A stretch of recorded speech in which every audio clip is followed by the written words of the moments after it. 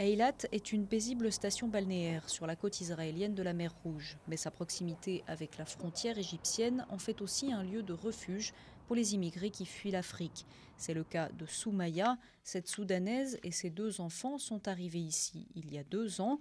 Depuis, ils habitent dans cet immeuble qu'ici on surnomme Sing Sing, comme le célèbre pénitencier américain. Je n'ai personne au Soudan.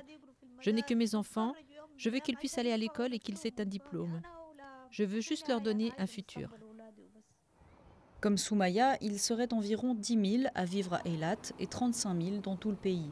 Un chiffre qui ne cesse d'augmenter depuis 2006, à tel point que les autorités israéliennes ont lancé la construction d'une barrière de 250 km le long de la frontière avec l'Égypte.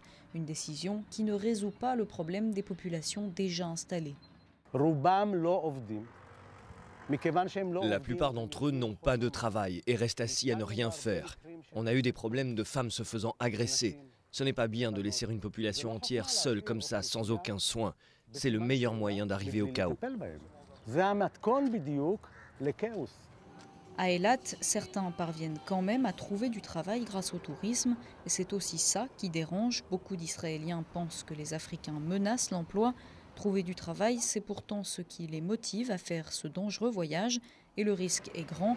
En 3 ans, 85 d'entre eux sont morts, abattus par les gardes-frontières égyptiens.